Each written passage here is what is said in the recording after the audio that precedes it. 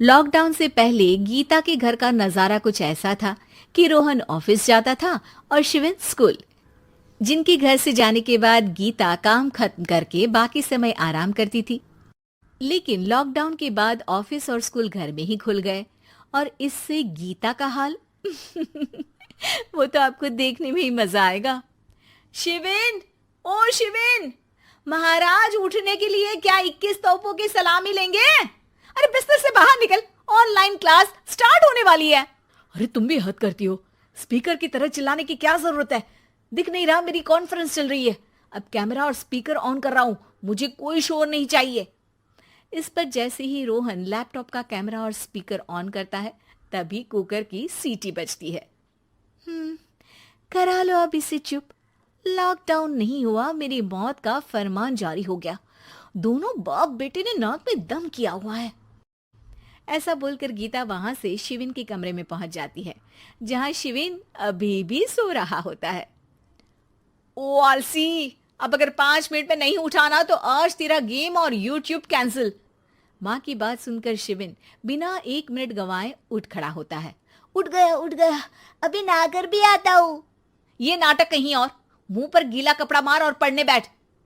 शिविन की online class start हो जाती है, जिस पर गीता उसे वहां बिठाकर रसोई में चली जाती है।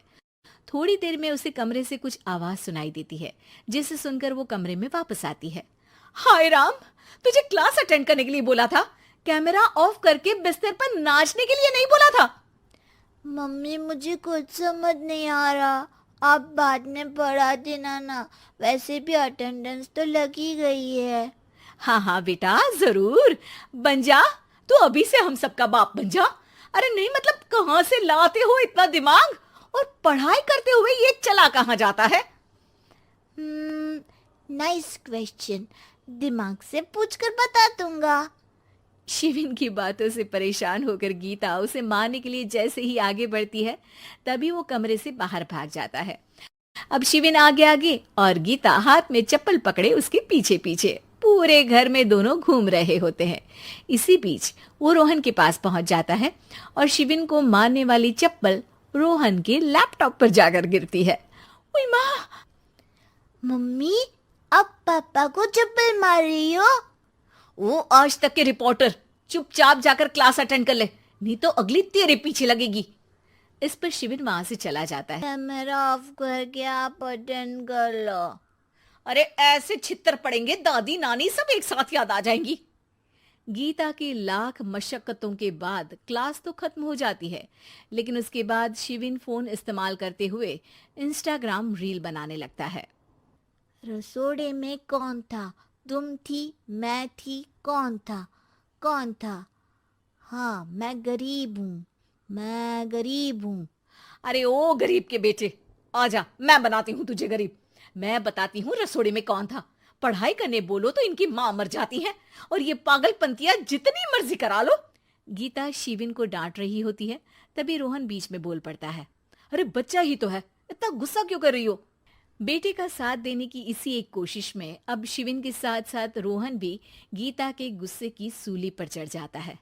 अगर बेटे पर इतना ही प्यार आ रहा है तो इसे क्लास अटेंड क्यों नहीं कराते, इसका होमवर्क क्यों नहीं कराते? उस समय तो बहुत जल्दी मीटिंग आ जाती है, वो काम मैं करूं और यहाँ इस बेफिजुली की चीज में तरफदारी करके बन जाओ महान। हे भगवान, कोई तो इनके ऑफिस और स्कूल खुलवाओ, मैं इन्हें और घर में नहीं सह सकती। अरे कुछ और मांग लेती, क्योंकि तुम्हारी ये विश इस साल तो पूरी होने से रही, कोरोना। हाय नास बेटे ने जिंदगी ही बर्बाद कर दी। खाए कोई पचाए कोई, कल मुझे चुन चुन कर सबको मेरी बद्दुआ लगेगी। उन्होंने दुनिया का और इन बाप बेटे दोनों ने मेरा जीना मुश्किल कर दिया। गीता वहां से चली जाती है, जिसके बाद रोहन शिविन से कहता है। अरे तुम्हारी मम्मी इतनी भड़की हुई क्यों है? आपकी वजह से पूरा समय घर में रहते हो और उस पर कोई काम कराने की जगह बस ऑर्डर देते रहते हो। अच्छा बेटे, सारा इल्जाम मुझ पर, पूरा दिन तो वो तुम पर ही चिल्लाती है। हाँ, मतलब दोनों का 50-50 है, कुछ करना पड़ेगा।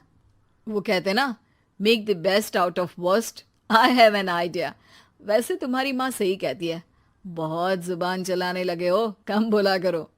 अगली सुबह रोहन और शिविन अपनी गलती को सुधारने के लिए गीता के उठने से पहले घर का आधा काम खत्म कर देते हैं, जिसे देखकर गीता खुश हो जाती है और फिर बाकी बचा काम वो तीनों मिलकर पूरा कर लेते हैं।